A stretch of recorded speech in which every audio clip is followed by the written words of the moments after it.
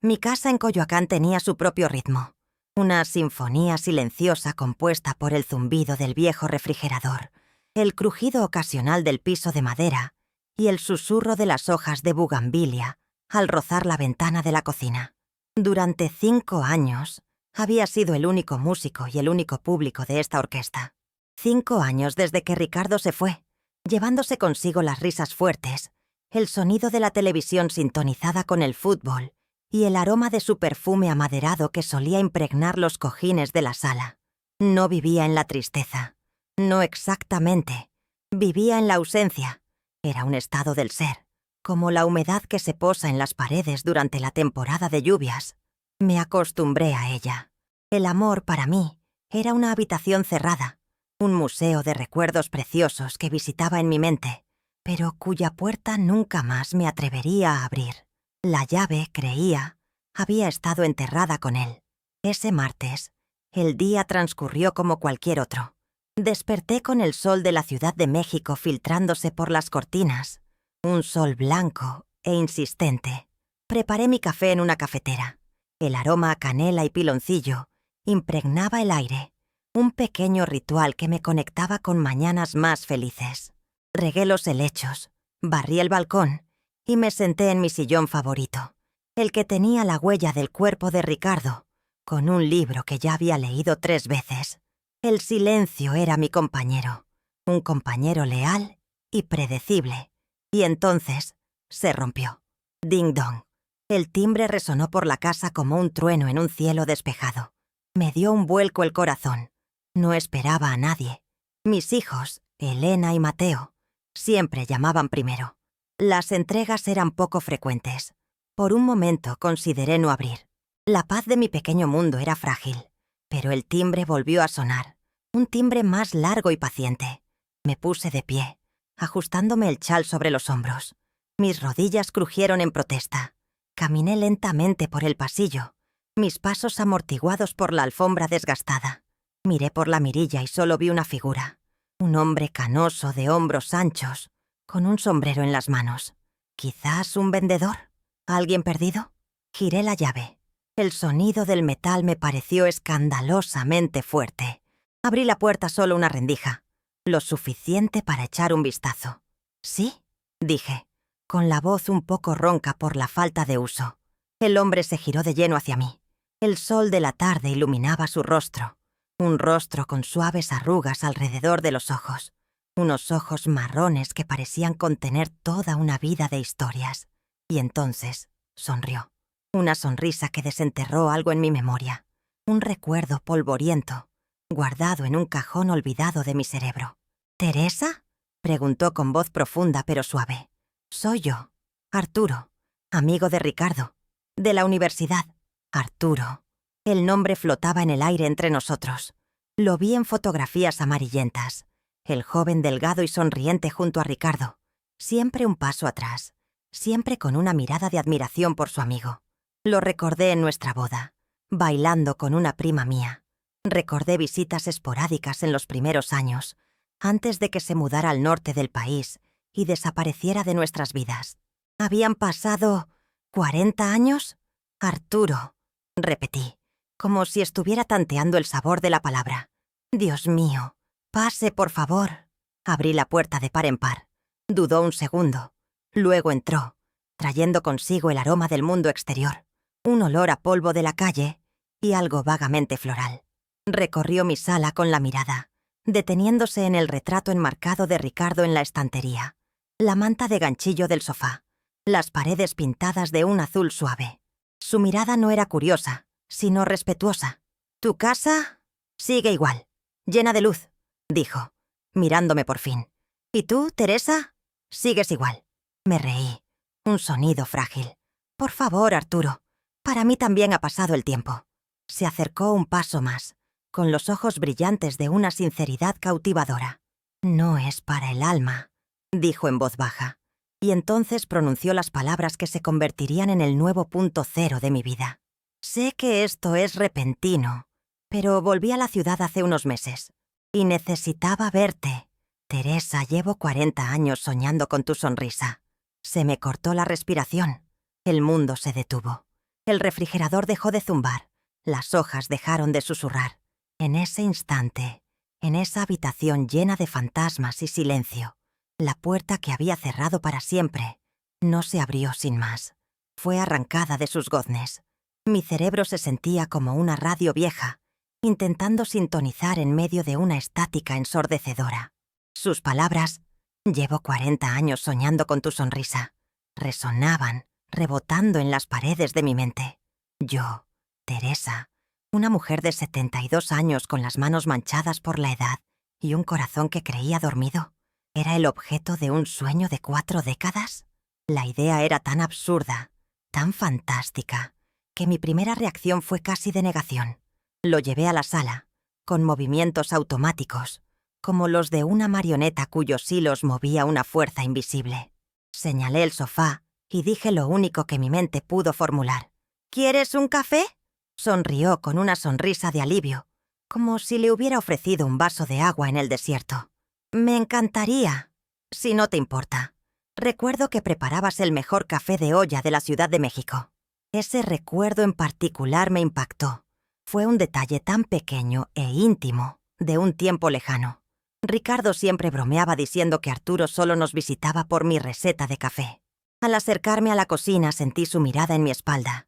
No era una mirada invasiva, sino una mirada que me veía. De verdad.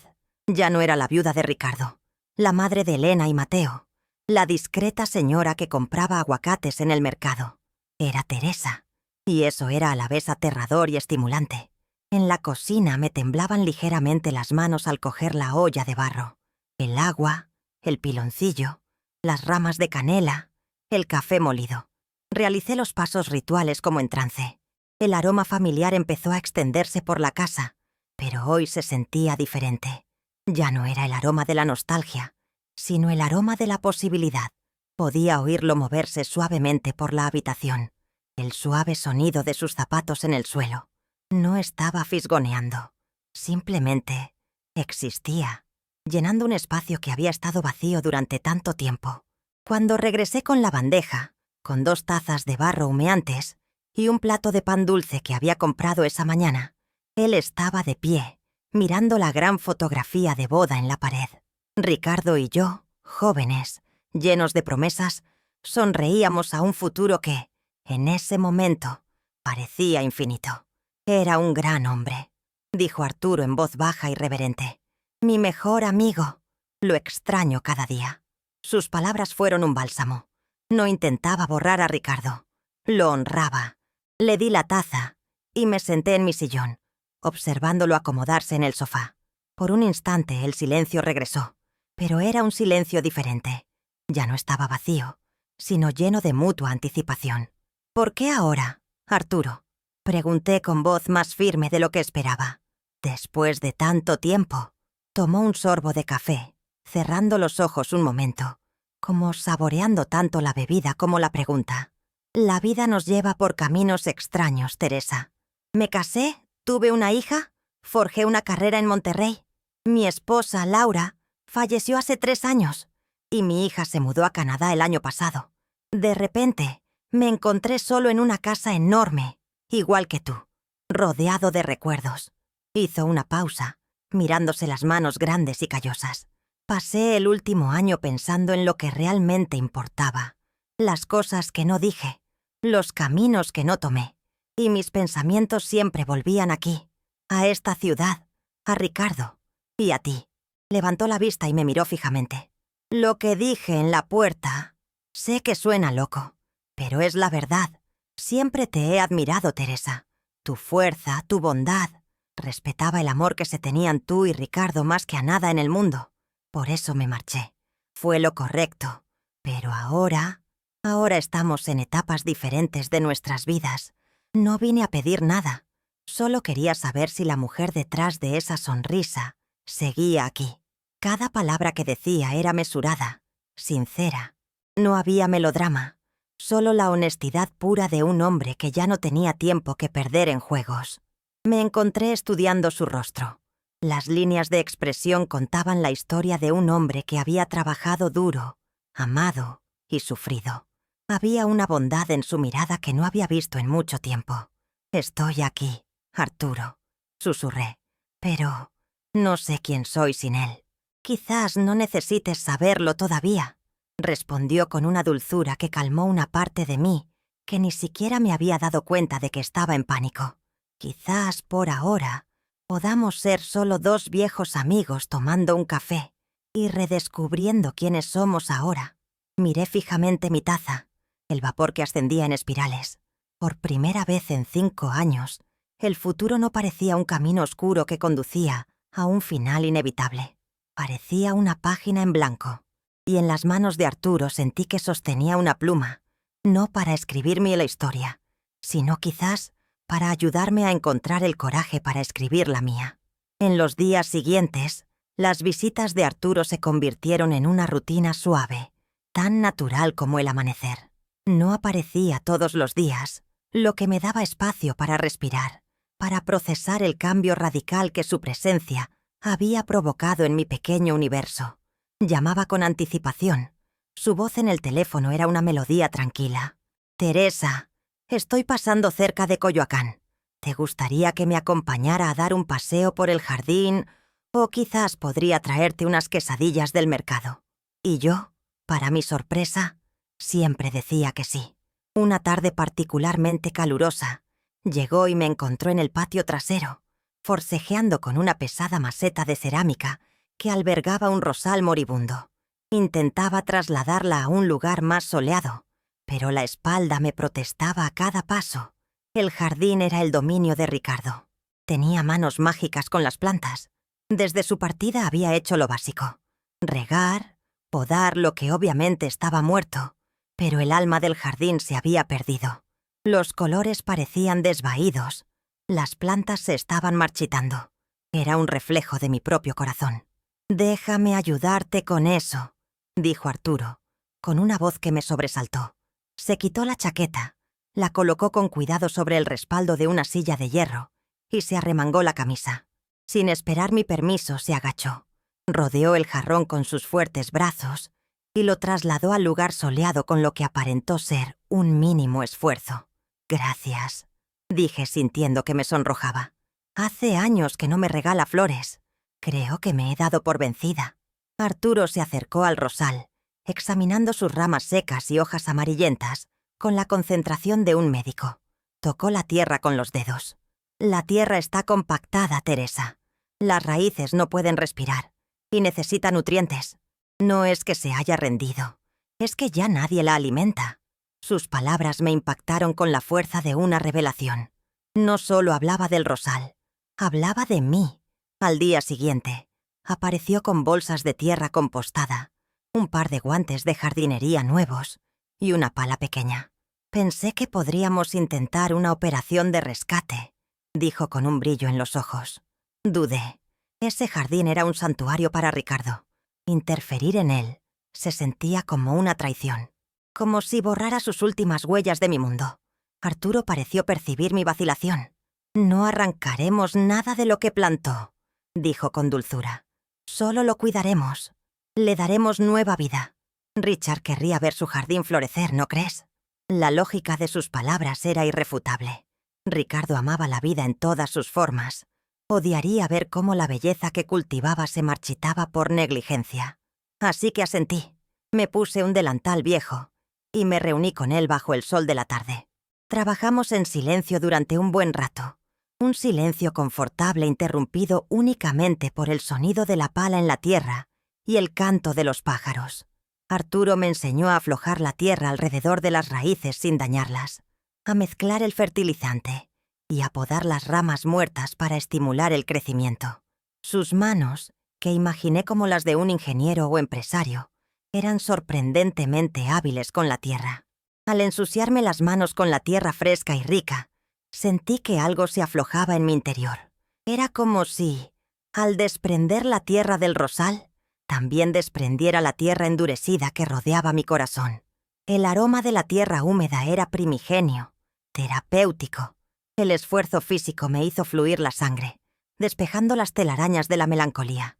«¿Sabes?», dijo Arturo, rompiendo el silencio mientras se secaba el sudor de la frente con el dorso de la mano. Mi abuelo decía que las personas son como jardines. Si no los cuidas, la maleza de la soledad y la tristeza se apodera de ellos. Pero nunca es tarde para arrancar algunas y plantar algo nuevo. Dejé lo que estaba haciendo y lo miré. No me estaba sermoneando. Simplemente compartía su sabiduría sencilla, sincera. Ese día no solo trasplantamos un rosal, plantamos una semilla de compañerismo. No hubo romance explícito, ni declaraciones grandilocuentes. Solo la realidad de dos personas, una al lado de la otra, con las manos en la tierra, trabajando juntas para revivir algo. Al terminar, estábamos exhaustas y sucias, pero me sentí más ligera que en años. El jardín se veía diferente. Había una promesa en el aire. Esa noche, antes de dormirme, miré por la ventana el jardín oscuro. No veía el rosal, pero sabía que estaba allí, en su nuevo lugar, con tierra fresca y espacio para respirar. Y por primera vez sentí un rayo de esperanza. Quizás, como el rosal, mis raíces solo necesitaban un poco de cuidado para volver a florecer. La tranquila rutina que Arturo y yo habíamos estado construyendo se rompió un jueves por la tarde. No por un gran acontecimiento, sino por el familiar sonido de mi celular. Era Elena, mi hija. Respondí con la sonrisa que siempre le reservaba. «Hola, hija mía. ¿Cómo estás?» «Hola, mamá. Estoy bien. Solo llamaba para ver cómo estás». «¿Todo bien por allá?» Su voz siempre era una mezcla de calidez y eficiencia, como si estuviera tachando algo de su larga lista de tareas. «Todo está genial, querida. De hecho, hoy fue un día precioso. Pasé la mañana en el jardín». «¿En el jardín? ¿Sola?» «Mamá, sabes que no deberías esforzarte. Podrías haber esperado a que Mateo viniera el fin de semana». Sentí la primera punzada de irritación, pero la reprimí, como siempre. No estaba sola, Elena. Una amiga me estaba ayudando. La palabra amiga me sonó extraña y nueva. Hubo una breve pausa al otro lado de la línea. Una pausa larga. ¿Una amiga? ¿Qué amiga? ¿Doña Carmen? ¿La de al lado? No, hija. Un viejo amigo de la familia. Se llama Arturo. Era el mejor amigo de tu padre en la universidad. Silencio. Esta vez, un silencio más denso, casi palpable. Podía imaginármela al otro lado de la línea, frunciendo el ceño, mientras su cerebro de abogada analizaba esta nueva información en busca de posibles amenazas. «¿Arturo? No lo recuerdo», dijo con un tono ahora carente de calidez, reemplazado por un profesionalismo investigador. ¿Apareció de la nada? Regresó a la ciudad y vino a visitarme. Fue una sorpresa muy agradable. Es un caballero. ¡Un caballero!, repitió la palabra como si fuera una prueba en un tribunal. ¿Y ha estado allí mucho, Arturo? Unas cuantas veces. Tomamos café. Hablamos. Me ayudó con el rosal moribundo. Es agradable tener compañía, Elena. Intenté darle un tono más ligero a mi voz, pero sentí que me estaba defendiendo y odiaba esa sensación. Compañía. Mamá, ten cuidado. Hay mucha gente que se aprovecha de las personas mayores, de las viudas. Sus palabras me golpearon como piedras afiladas. Personas mayores, viudas. Me clasificó. Me etiquetó como vulnerable e incapaz.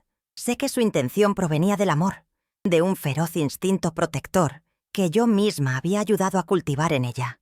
Pero el resultado fue asfixiante. Fue como si mi juicio se hubiera retirado junto con mi cuerpo. Elena, puedo cuidarme sola. Arturo es un hombre decente. Lo conozco desde hace 50 años, aunque hace mucho que no lo veo.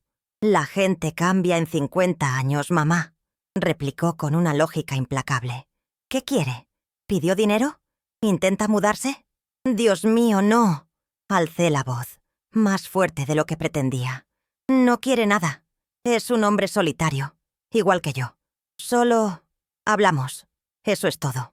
¿Pero era eso todo? Incluso para mí, la respuesta no era tan sencilla. Había algo más creciendo entre nosotros, algo delicado e innombrable, y la inquisición de Elena era como una escarcha que amenazaba con congelar el frágil brote. Mira, mamá, no quiero pelear, solo estoy preocupada. Mateo y yo vamos a ir a comer el domingo, y nos gustaría conocer a ese señor Arturo. Por favor, invítalo. No era una solicitud, era una citación. Yo sería el testigo y Arturo el acusado. Mis hijos serían el jurado. La idea me llenó de terror. Quería proteger la burbuja de paz que Arturo y yo habíamos creado. Exponerla al escrutinio escéptico de mis hijos me parecía una violación. «Veré si está disponible», dije con voz baja y resignada. «Genial. Hazlo. Nos vemos el domingo. Te quiero, mamá. Cuídate. Yo también te amo, hija». Colgué el teléfono y me quedé mirando el aparato en mi mano, como si fuera una serpiente. La alegría que había sentido por mi día en el jardín se había disipado, reemplazada por una profunda ansiedad. Mis hijos, a quienes amaba más que a la vida misma, vieron mi renacimiento no como una bendición, sino como un problema que debía resolverse. No vieron a una mujer redescubriendo la alegría, vieron a una anciana frágil cometiendo un error. Y por primera vez comprendí que el mayor obstáculo para mi felicidad quizá no fuera el fantasma de mi pasado, sino el amor protector de mi presente. La invitación a comer el domingo me acechaba como un nubarrón. Aplacé la llamada a Arturo durante todo un día, ensayando las palabras en mi mente. ¿Cómo podía decirle? Mis hijos quieren interrogarte para asegurarse de que no eres un estafador. Al final, la sencillez prevaleció. Arturo, mis hijos, Elena y Mateo, vienen a comer el domingo. Les encantaría conocerte. Al otro lado de la línea su respuesta fue inmediata y cálida, sin vacilación alguna. ¡Qué maravilla, Teresa! Será un honor conocer a los hijos de Ricardo. ¿Traigo el vino? Su fácil aceptación me llenó de un inmenso alivio y al mismo tiempo de una punzada de culpa. Estaba entrando con el corazón abierto en una situación que sabía que sería, como mínimo, incómoda. Para calmar la ansiedad, propuso algo al día siguiente. «Antes de la gran reunión familiar, ¿qué tal un pequeño ensayo? Déjenme llevarlos a dar un paseo. Caminemos por el centro de Coyoacán, como dos turistas en nuestra propia ciudad». La idea me cautivó. Hacía años que no paseaba por esas calles como visitante. Para mí, Coyoacán era el camino al mercado, la farmacia, la iglesia, la magia de las coloridas mansiones, las calles empedradas y el aroma a café y churros se habían convertido en el telón de fondo de mi soledad. El sábado por la mañana llegó puntual. Había elegido un vestido de flores que hacía siglos que no usaba e incluso me había pintado los labios, un acto de vanidad que me sorprendió. Al abrir la puerta, la mirada de admiración de Arturo aceleró un poco mi corazón de 72 años. «Estás radiante, Teresa». Caminar a su lado era diferente. Caminaba a un ritmo más lento, adaptado al mío. No me apuraba, ni me ofrecía el brazo con una pluma protectora, como hacía mi hijo Mateo. Simplemente caminaba conmigo, compartiendo el espacio. Primero fuimos al mercado de artesanías. Yo, que siempre entraba y salía con un propósito, ahora me permití detenerme. Arturo me señaló los detalles de un alebrije de madera, comentó sobre la complejidad de un textil oaxaqueño, y me encontré redescubriendo la belleza que la rutina había vuelto invisible. «Miren estos colores», dijo, señalando un montón de calaveras de azúcar. «Solo en México la muerte está tan llena de vida». Compramos helados exóticos en una famosa tienda de la plaza y nos sentamos en una banca de hierro forjado en el jardín centenario, observando a las familias, a los artistas callejeros, a las parejas enamoradas. Ya no me sentía espectadora de la vida ajena. Era parte de la escena. Una pareja de turistas le pidió a Naka y Arturo que les tomara una foto, y él lo hizo con una sonrisa. Luego se giró hacia mí y dijo: «¿Nos toca?». Sacó su teléfono y, con torpeza, estiró el brazo para tomarnos una foto. En la imagen yo reía, con el rostro arrugado iluminado por el sol, y él estaba a mi lado, con los ojos brillantes. No parecía viuda, parecía feliz. La sensación de ser vista era abrumadora. Mientras caminábamos noté que la gente me observaba. El dueño de la floristería, a quien le compraba claveles cada semana, me dedicó una sonrisa cómplice. El vendedor de periódicos de la esquina asintió de una manera diferente, más respetuosa. Ya no era la pobre doña Teresa, la viuda de Ricardo. Era doña Teresa, acompañada por un distinguido caballero. Mi identidad se expandía más allá de mi dolor. Paramos a almorzar en una terraza. Pedimos sopa de tortilla y agua de Jamaica. La conversación fluyó con naturalidad. Hablamos de los libros que habíamos leído, de los cambios en la ciudad, de las alegrías y los desafíos de envejecer. Me habló de su hija, oceanógrafa en Canadá, y el orgullo en su voz era palpable. Hablé del talento de Elena en los tribunales y de la amabilidad de Mateo con sus pacientes en el hospital. Criaste hijos maravillosos, Teresa. Son tu mayor legado y el de Ricardo, dijo. Y en ese momento supe que lo entendía. No estaba compitiendo con mi pasado, lo estaba integrando. Cuando me dejó en casa esa tarde, me sentí renovada. El paseo por Coyoacán no fue solo un paseo por calles conocidas. Fue un viaje a mi interior. Arturo, con su presencia serena y su mirada atenta, me había dado un regalo invaluable. Me devolvió a mi ciudad y, de paso, me ayudó a verme con nuevos ojos. La mujer que entró en mi casa esa tarde no era la misma que se había ido esa mañana. Era un poco más audaz, un poco más viva, y estaba lista para la comida del domingo.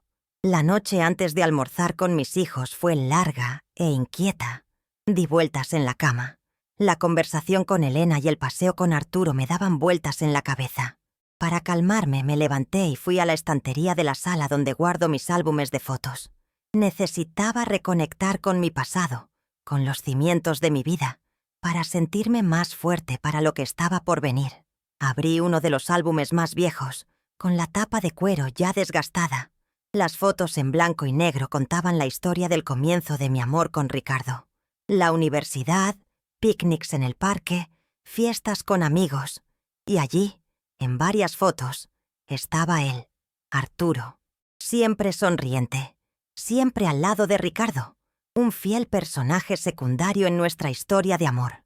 Entonces mis dedos se detuvieron en una fotografía específica, una que no había visto en años. Era de los tres en un día de campo en Xochimilco. Ricardo estaba en el centro, con su brazo sobre mis hombros, riéndose a la cámara. Yo estaba a su lado, joven y feliz. Y Arturo estaba al otro lado, mirándome no a la cámara, sino a mí. No era una mirada de deseo, nada inapropiado. Era una mirada de algo más, una admiración silenciosa, una ternura contenida que, en ese momento, no había notado, cegada por mi amor desbordante por Ricardo.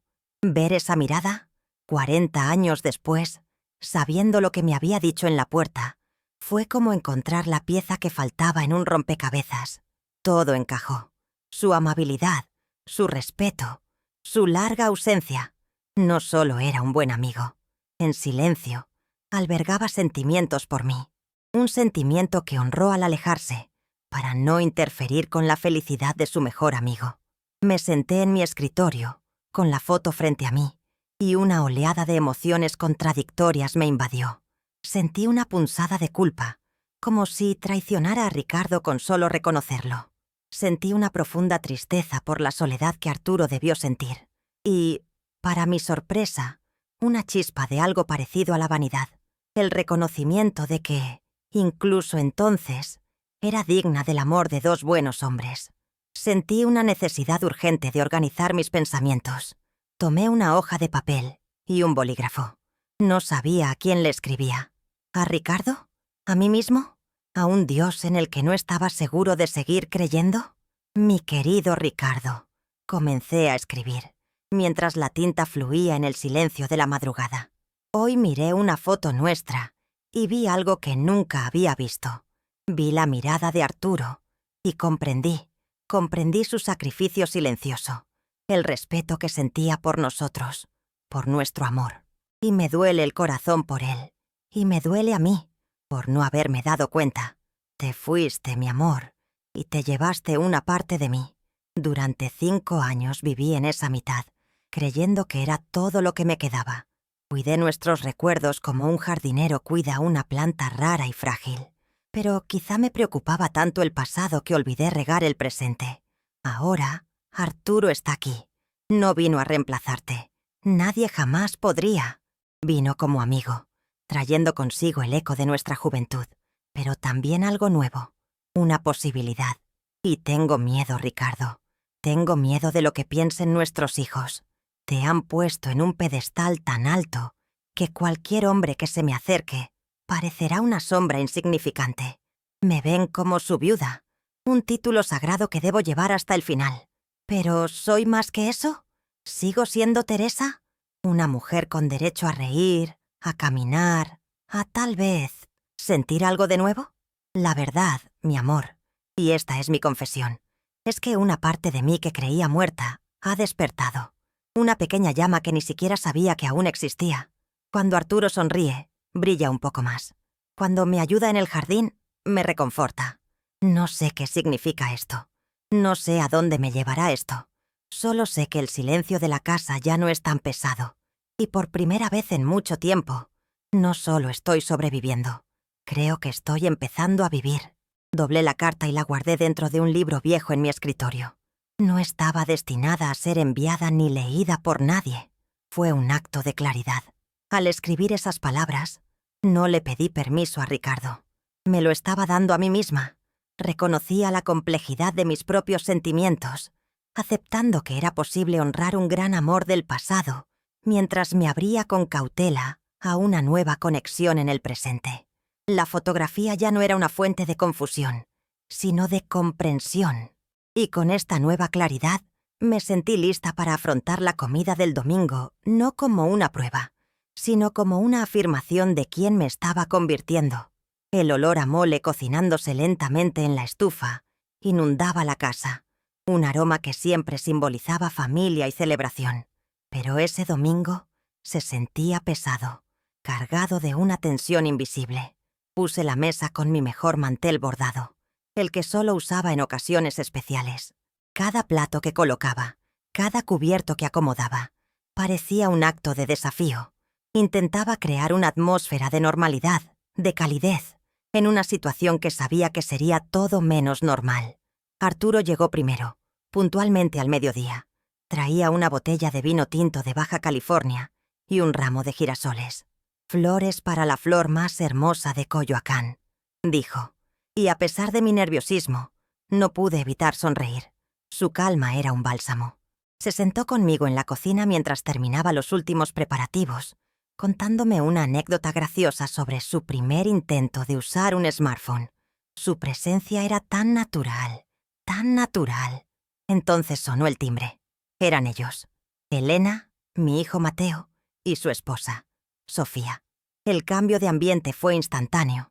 En cuanto entraron, sus ojos se encontraron con los de Arturo.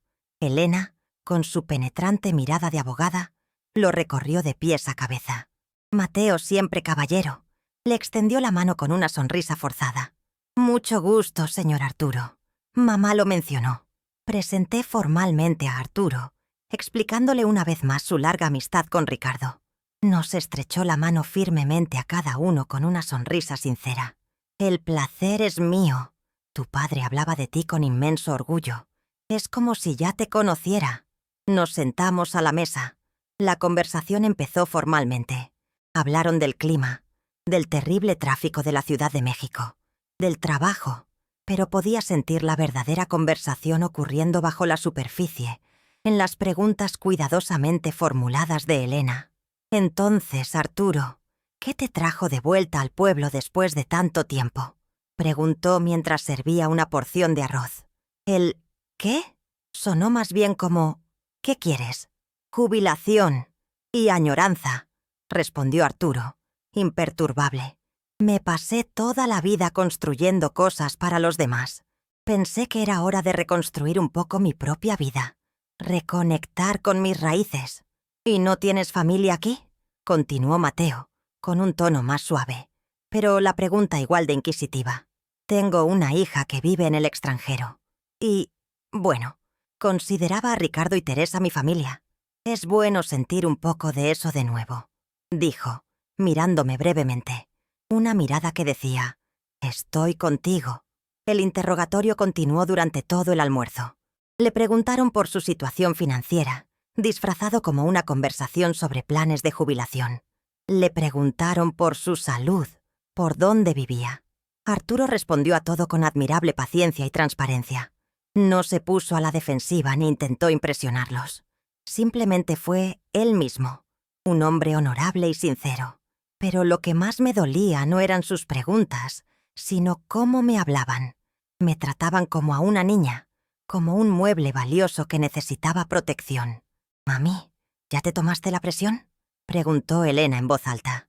«Papá, come más despacio.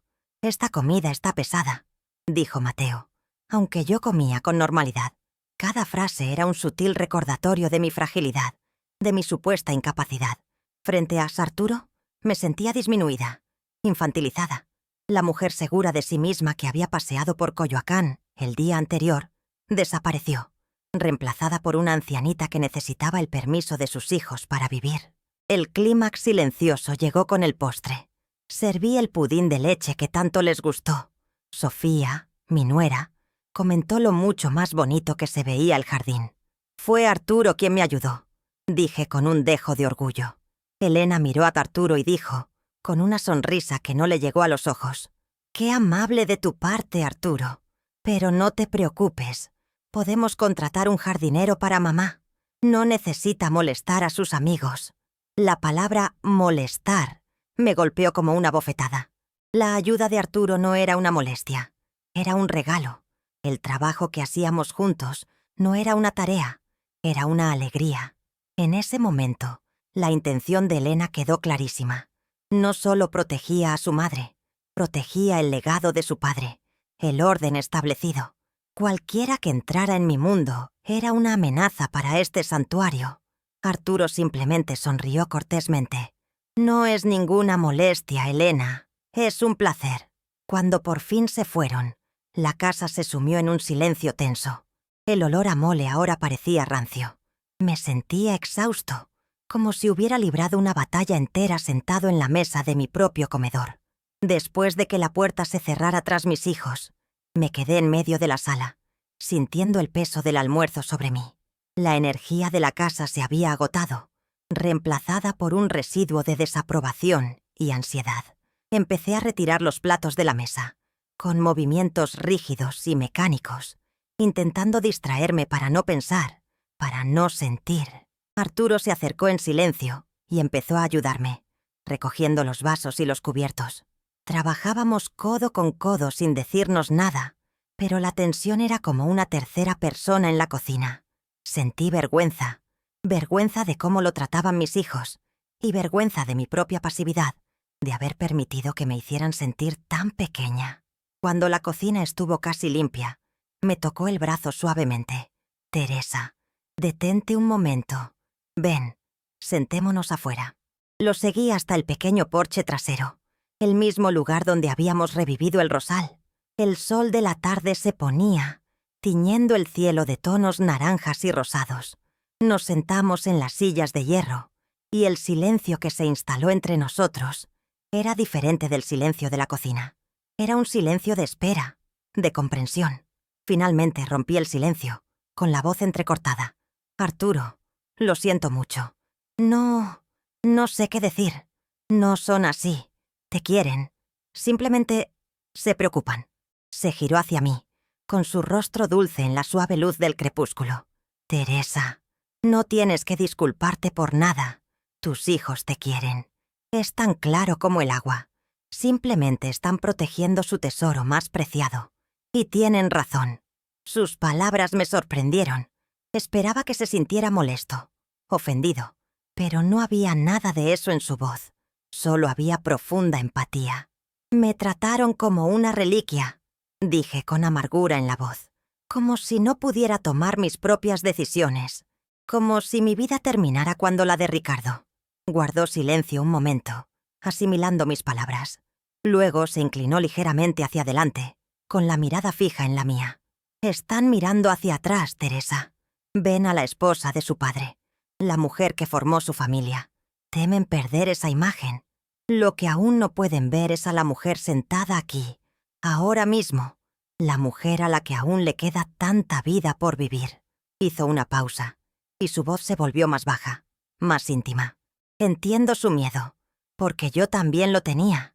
Tenía miedo de llamar a tu puerta, miedo de perturbar tus recuerdos, Miedo de ser visto como un intruso que intentaba ocupar el lugar de un hombre, que era un gigante. Miró el jardín, el rosal que ahora mostraba pequeños capullos verdes. Pero entonces me di cuenta de algo. No vine aquí a borrar nada. No vine a competir con los recuerdos de Ricardo, ni a cambiar el amor que sus hijos sienten por él. Eso sería imposible y una tontería.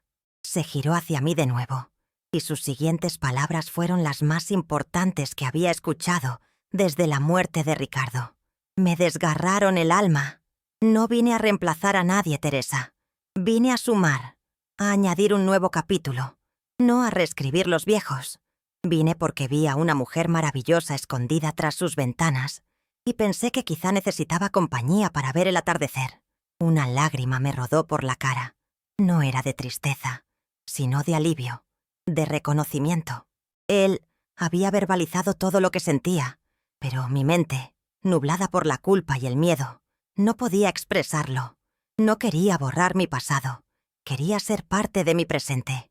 Tus hijos lo entenderán con el tiempo, continuó, con una voz reconfortante. Verán que regresa el brillo a tus ojos. Oirán tu risa con más frecuencia. Y comprenderán que la felicidad de su madre no disminuye el amor que sienten por su padre. Al contrario, lo honra. Honra la vida que él hubiera querido para ti. En ese momento, en el balcón, mientras la noche caía suavemente sobre Coyoacán, sentí que se me aflojaba el nudo en el pecho. Su validación, su profunda comprensión, me dieron la fuerza que necesitaba.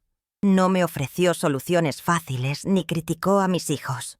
Me ofreció perspectiva, me ofreció respeto, me ofreció la visión de mí misma que había perdido. No la viuda, ni la madre, ni la anciana frágil, sino Teresa, una mujer completa. Y eso era todo lo que necesitaba para saber qué hacer. La noche después de la partida de Arturo fue una noche de profunda introspección. Sus palabras, vine a complicar la situación, resonaron en mi cabeza, como una llave que abría puertas cerradas dentro de mí. Fui a mi habitación, pero no a dormir. Me senté ante mi viejo tocador, me miré en el espejo, y por primera vez en mucho tiempo, no solo vi las arrugas, las canas, los ojos cansados. Vi a la mujer que había sobrevivido, la mujer que crió a 2 hijos, que amó a un hombre con todo su ser, que dirigió un hogar, que cultivó amistades, que leyó cientos de libros, que vivió 72 años de una vida rica y compleja. El trato que recibían mis hijos durante el almuerzo, aunque doloroso, fue un catalizador. Me di cuenta de que yo misma había contribuido a la imagen que tenían de mí. Al refugiarme en mi caparazón de viudez, al aceptar el papel de una matriarca frágil que necesitaba cuidados, les había dado permiso para definirme. Me había vuelto complaciente con mi propia invisibilidad. Su protección, nacida del amor, se había convertido, con mi aceptación pasiva, en una jaula de oro. Y las palabras de Arturo no se referían a salvarme, se referían a recordarme que yo misma tenía la llave de la jaula. Volví a coger mi cuaderno y mi bolígrafo, los mismos que había usado para escribirle la carta a Ricardo.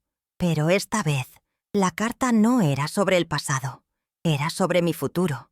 No era una carta de desahogo ni de queja. Era un manifiesto, una declaración de independencia emocional, un renacimiento amoroso, no solo para Arturo, sino para mí. Yo, Teresa, declaro. Comencé a escribir. La pluma se movía con una nueva firmeza. Declaro que mi duelo por Ricardo es sagrado. Es parte de mi ser, un testimonio del profundo amor que compartimos. Honraré este recuerdo no con una tristeza perpetua, sino viviendo una vida plena, como él siempre deseó para mí. Mi amor por él no es un museo que se conserve intacto, sino una base sólida sobre la que puedo construir nuevas habitaciones. Declaro que el amor de mis hijos es un regalo que recibo con gratitud. Sin embargo, su amor no les da la propiedad de mi felicidad. Su preocupación no puede convertirse en un veto a mis decisiones. No soy un proyecto que gestionar, ni un problema que resolver. Soy su madre, sí, pero también soy una mujer en mi propio camino, uno que no terminó como el de su padre. Declaro mi derecho a la compañía, el derecho a tomar un café, a pasear por una plaza, a compartir silencios y risas con quien yo elija, el derecho a tener un amigo, un confidente, quizás algo más, sin que se considere una traición al pasado o una imprudencia senil. Declaro que mi casa no es un mausoleo, es un hogar, y un hogar debe estar lleno de vida, con el aroma del café recién hecho, el sonido de las conversaciones, la luz del sol que se cuela por las ventanas abiertas. Los recuerdos de Ricardo no son fantasmas que rondan los pasillos, son espíritus guardianes que bendicen la vida que continúa aquí. Y lo más importante, declaro mi derecho a mí misma, el derecho a redescubrirme, a aprender cosas nuevas, a sentir mariposas en el estómago a los 72, si el destino lo permite, a usar un vestido de flores y lápiz labial rojo sin motivo alguno, a elegir amar de nuevo, no por necesidad ni soledad, sino por deseo y conexión, a elegir una relación donde yo contribuya a la vida de alguien y esa persona contribuya a la mía, sin que ninguna de las partes tenga que ser restada. Seguí escribiendo, llenando la página con afirmaciones de autonomía y autoestima. No había rabia en mis palabras, solo una claridad y una fuerza que desconocía. Cada frase era un pilar fundamental, reconstruyendo mi identidad. No me rebelaba contra mis hijos. Redefinía los términos de nuestra relación. No elegía a Arturo por encima del recuerdo de Ricardo. Elegía la vida, que era lo suficientemente grande como para albergarnos a ambos. Al terminar, leí en voz alta lo que había escrito en el silencio de mi habitación. No me temblaba la voz. Era la voz de una mujer que por fin recordaba quién era. Doblé el papel y lo guardé en el cajón superior de mi cómoda, no como un secreto, sino como una constitución personal. No necesitaba enviar esta carta a nadie. Su destinatario era yo mismo. Escribirla fue una transformación en sí mismo. Esa noche, no dormí como la viuda de Ricardo, ni como la madre de Elena y Mateo. Dormí como Teresa, y por primera vez en 5 años, soñé con el futuro. El lunes amaneció brillante y despejado, como si el universo confirmara la claridad que había encontrado la noche anterior. Ya no sentía el peso de la ansiedad ni la resignación. Sentía una calma decidida. Preparé mi café, me senté a la mesa de la cocina y cogí el teléfono. Era hora de llamar. Marqué el número de Elena. Contestó al segundo timbre, con voz profesional. «Hola, mamá. ¿Pasa algo?» «No, querida, no pasó nada. Solo quería hablar un momento sobre el almuerzo de ayer». La oí suspirar al otro lado. «Mira, mamá, si se trata de Arturo, solo quiero que entiendas que...» «Elena, escúchame». La interrumpí con voz suave pero firme. Mi tono no admitía negociación. «No llamé para discutir. Llamé para decirte algo. Y quiero que me escuches». Hubo un silencio sorprendido al otro lado. Continué. «Los amo a ti y a tu hermano más que a nada en este mundo. Son mi mayor alegría. Y sé que todo lo que hacen y dicen nace del amor y la preocupación. Les estoy inmensamente agradecido por eso». Hice una pausa para asimilar esas palabras cariñosas. Era crucial que supiera que no era un ataque. Pero el amor no puede ser una licencia para controlar. La preocupación no puede convertirse en falta de respeto. Ayer, en mi propia casa, me sentí como una niña juzgada. Y no soy una niña, Elena. Soy tu madre. Soy una mujer que ha vivido una vida larga y plena, y que aún conserva discernimiento y voluntad propia. Mami, no fue nuestra intención. Empezó, pero continué. Sé que no era mi intención, pero te digo cuál fue el resultado. La vida me dio una segunda oportunidad para tener amistad, compañía, sonreír. Arturo es un hombre bueno y honorable, amigo de tu padre, que me trata con una amabilidad y un respeto que no había sentido en mucho tiempo. Y no me disculparé por aceptar esto en mi vida. Mi voz permaneció tranquila, pero cada palabra llevaba el peso de mi convicción, forjada la noche anterior. Siempre seré la viuda de tu padre. Siempre amaré a Ricardo con cada fibra de mi ser. Nada ni nadie cambiará eso. Pero mi amor por él no me obliga a vivir en un santuario de soledad. Él me amaba y querría que fuera feliz. Finalmente llegué al meollo del asunto. mi elección. Así que lo que quiero decir es esto. Seguiré viendo a Leo Arturo. Seguiré acogiéndolo en mi casa. Y espero, de corazón, que aprendas a respetar mi decisión. No tienes que entenderlo del todo, pero necesito que confíes en mí. Confía en la mujer que te crió. Hubo un largo silencio en la línea. Podía oír su respiración. No llené el silencio. Esperé. «Está bien, mami», dijo finalmente con la voz más baja, más joven. Te escuché. «Gracias, hija mía», dije. «Te quiero». «Yo también te amo, mami», respondió. Y por primera vez no sonó como una costumbre, sino como una verdad recién entendida. Colgué el teléfono y respiré hondo. No hubo gritos ni drama. Fue una revolución silenciosa, una redefinición de límites hecha con amor y firmeza. Sentí 5 kilos menos. Entonces, con una sonrisa creciendo en mi cara, tomé nuevamente el teléfono y marqué el número de Arturo. «¿Arturo? Soy Teresa». «Teresa, me alegra mucho oír tu voz. ¿Cómo estás hoy?» «Estoy genial», dije, y era la pura verdad. «De hecho, te llamo para invitarte. Siempre he querido visitar San Miguel de Allende. Dicen que los colores son mágicos. ¿Qué te parece si pasamos unos días allí? Te invito». Hubo un segundo de silencio de asombro al otro lado, seguido de una risa cálida y sincera. «Teresa, me encantaría. Sería un honor ser tu invitada». En ese momento, no solo lo estaba invitando a un viaje, estaba tomando las riendas de mi vida. Ya no esperaba que la felicidad llamara a mi puerta. Estaba abriendo la puerta y saliendo a buscarla. Viajar a San Miguel de Allende era como entrar en un cuadro. Calles empedradas serpenteaban por suaves colinas, bordeadas de mansiones coloniales pintadas en tonos ocre, terracota, rosa y azul intenso. Vibrantes bugambilias caían en cascada sobre los muros de piedra, y la torre rosa de la parroquia de San Miguel Arcángel se alzaba contra el cielo, como salida de un cuento de hadas. Arturo conducía con una calma contagiosa, y la conversación fluía como un río apacible.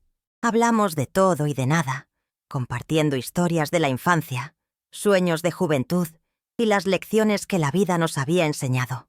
No había la presión de una primera cita romántica, sino la tranquilidad de 2 viejos amigos que se embarcan en una aventura.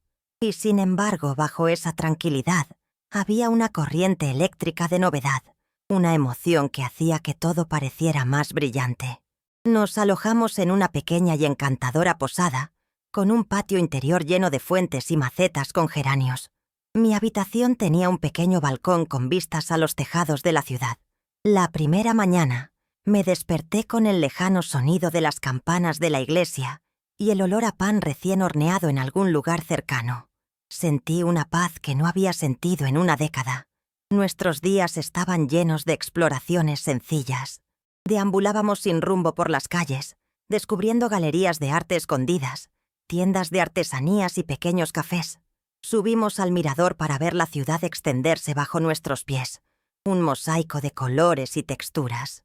Nos sentamos durante horas en la plaza principal, el Jardín Allende, viendo pasar la vida, comiendo churros calientes y escuchando a los mariachis tocar para los turistas. En uno de esos momentos, sentado en un banco a la sombra de los árboles, Arturo me tomó la mano. Su tacto no era posesivo ni exigente. Era un simple gesto de conexión, de calidez. Sus manos, grandes y un poco ásperas por la jardinería, envolvieron las mías, pequeñas y manchadas por la edad, con una ternura que me dejó sin aliento. No me inmuté, entrelacé mis dedos con los suyos y nos quedamos así, en un silencio reconfortante, simplemente sintiendo la presencia del otro. Fue una conversación sin palabras. Una noche, me llevó a cenar a un restaurante en la azotea con vistas a la parroquia iluminada. A la luz de las velas, con el fresco aire nocturno envolviéndonos, me contó más sobre su difunta esposa, Laura. Habló de su amor con cariño y respeto, describiendo su relación. Y yo hablé más de Ricardo, no como un fantasma entre nosotros, sino como la persona que me formó. «¿Sabes, Teresa?», dijo Arturo, mirándome con una sinceridad que le llenaba los ojos. «Creo que la gente piensa que el corazón tiene un espacio limitado para el amor, que una vez que se lo entregas a una persona, se agota Pero no creo que sea cierto. Creo que el corazón es como un músculo. Cuanto más amas, más fuerte y grande se vuelve, capaz de albergar todos los amores de tu vida, cada uno en su lugar especial. Sus palabras fueron el último permiso que mi corazón necesitaba. Comprendí que mi amor por Ricardo no disminuiría con un nuevo sentimiento por Arturo. Al contrario, la capacidad de sentir algo nuevo era un testimonio de la profundidad del amor que Ricardo me enseñó a sentir. En nuestro último día, visitamos el mercado de artesanías. Me cautivó un fino chal de lana, teñido del mismo tono que el atardecer que habíamos visto desde el mirador. Mientras lo admiraba, Arturo se acercó por detrás, lo recogió y me lo echó sobre los hombros. «Combina con el brillo de tus ojos», susurró cerca de mi oído. El corazón me dio un vuelco. Me volví hacia él, y en medio del bullicio del mercado, con vendedores ofreciendo sus productos y turistas negociando precios, el mundo que nos rodeaba pareció desaparecer. Se inclinó y me besó. No fue un beso apasionado de película, sino un beso suave y tierno en la mejilla, cerca de los labios. Fue un beso de promesa, de respeto, de un comienzo. De camino a casa, me sentí diferente. San Miguel no me transformó, simplemente reflejó la transformación que ya había comenzado en mí. Los vibrantes colores de la ciudad reflejaban los nuevos matices que pintaban mi alma. No huía de mi pasado, sino que lo llevaba conmigo en un nuevo y hermoso viaje. El futuro ya no era un territorio desconocido y aterrador. Era un camino abierto, y me alegraba tener una compañera de viaje a mi lado. Regresar a mi casa en Coyoacán fue diferente esta vez. Antes, regresar de cualquier excursión siempre traía consigo una oleada de melancolía, un agudo recordatorio de la soledad que me esperaba. Pero ahora, al entrar, la casa se sentía más acogedora, más luminosa. Los recuerdos de Ricardo seguían ahí, en cada rincón, en cada fotografía, pero ya no pesaban. Eran como una suave música de fondo, la banda sonora de mi vida, y ya no el silencio opresivo que llenaba el aire. En las semanas siguientes, nuestra rutina se convirtió en una cómoda danza de compañerismo. Arturo no se mudó a mi casa, ni yo a la suya. Mantuvimos nuestros espacios, nuestra independencia, pero construimos un puente sólido entre ellos. Él venía a cenar algunas noches a la semana. Yo iba a su apartamento y lo ayudaba a elegir cortinas nuevas, riéndome de su cuestionable gusto decorativo. Pasábamos los fines de semana explorando nuevos barrios, visitando museos que no había visitado en décadas, o simplemente sentados en mi jardín, leyendo en silencio, uno junto al otro. El rosal que rescatamos juntos empezó a florecer. Primero un tímido capullo, luego otro, hasta que un día estalló en flores de un rosa intenso y aterciopelado, desprendiendo una dulce fragancia que llenó el patio. Fue un milagro de la naturaleza, un símbolo ineludible de nuestro propio renacimiento. Mis hijos, Elena y Mateo, también cambiaron. Después de nuestra conversación, algo se quebró en su armadura protectora. Empezaron a llamarnos solo para saber cómo estaba, sino para preguntarme sinceramente cómo había sido mi día. Nos invitaron a Arturo y a mí a su casa a una barbacoa. Fue diferente. Le preguntaron a Arturo sobre sus aficiones, sobre su hija, tratándolo no como sospechoso, sino como persona. Vi a Elena sonreír ante un chiste que contó. Vi a Mateo hablando de jardinería con él. Empezaban a ver lo que yo veía, no una amenaza, sino un añadido. Empezaban a ver mi felicidad. Una tarde estaba en la sala, tejiendo, mientras Arturo leía en un sillón cercano. Era el sillón que antes era de Ricardo. Hacía mucho tiempo que nadie se había sentado allí. Verlo allí, tan cómodo y en paz, no me dolió. Al contrario, sentí una sensación de continuidad, de ciclo. La vida avanzaba, de una manera hermosa e inesperada. Dejó el libro y me miró. «¿En qué estás pensando?», preguntó. Sonreí. Pensaba en puertas. Durante mucho tiempo viví con la puerta de mi corazón no solo cerrada, sino con llave, con las ventanas cerradas. Creía que protegía lo que había dentro, pero en realidad me asfixiaba en la oscuridad. Él me extendió la mano y la tomé. Y entonces, continué, alguien llamó a mi puerta, Y con solo una sonrisa, con el coraje de ser amable, no la derribaste. Me demostraste que aún tenía la llave, que podía abrirla cuando estuviera lista. Mis ojos se llenaron de lágrimas, pero eran lágrimas de gratitud. No me salvaste de mi soledad, Arturo. Me recordaste que era lo suficientemente fuerte para escapar de ella. No me diste una nueva vida. Me ayudaste a redescubrir la mía. Me apretó la mano. Lo hicimos juntos, Teresa. Miré alrededor de mi sala, la luz del sol que entraba por la ventana, iluminando las partículas de polvo que danzaban en el aire. La casa ya no era un santuario para el pasado, sino un hogar para el presente. Un lugar con las puertas abiertas, listo para recibir lo que el futuro pudiera traer. El amor no había muerto conmigo como creía. Simplemente había estado latente, esperando pacientemente el sonido adecuado, la mano adecuada, el momento preciso para despertar.